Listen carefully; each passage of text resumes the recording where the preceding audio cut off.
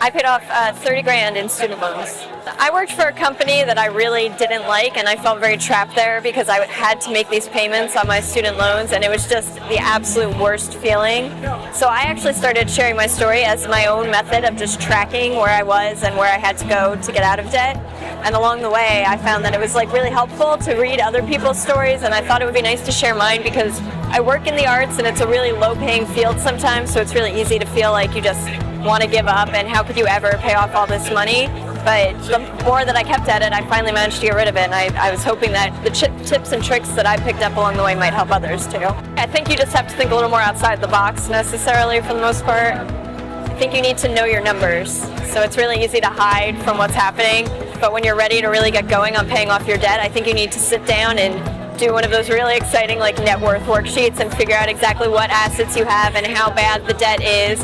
And personally, I found it helpful to look at it and see when I would be done, even if I just keep plodding along, there is finally a goal that I will get to. It's not hopeless. And if I just throw a little more at it here and there, look how quickly you really can knock months and even years off of the repayment once you really start to focus on it. I work in the arts, so an awful lot of my blog is ways to frugal living tips, because we all know the myth of the starving artist. It can be a myth, but it's a little bit of a reality too at times. So when you go into some fields in the arts, you want to know that you have all the frugal tricks up your sleeve as much as possible. And also, I think side hustling is really unique for some people in the arts, because a lot of side hustles, we travel a lot and we change jobs a lot more than a lot of people do, and that's just the regular course of our jobs. So finding side hustles that work within that sort of lifestyle is a little different, so I talk a lot about that too.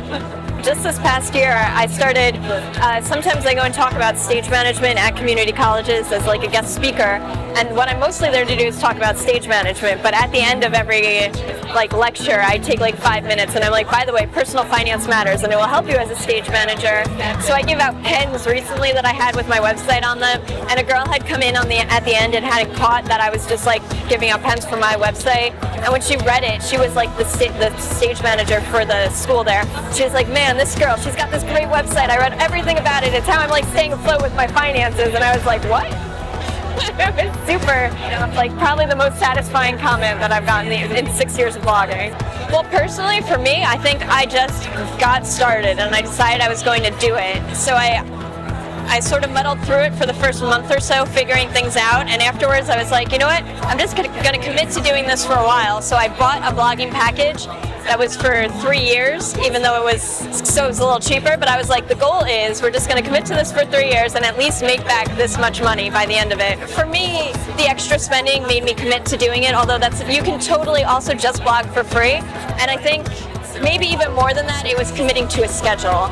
And not every blogger advocates that. Some people are only write when you have something you definitely want to say. But for me, getting into the rhythm of blogging was really way more important than everything being a perfect polished diamond.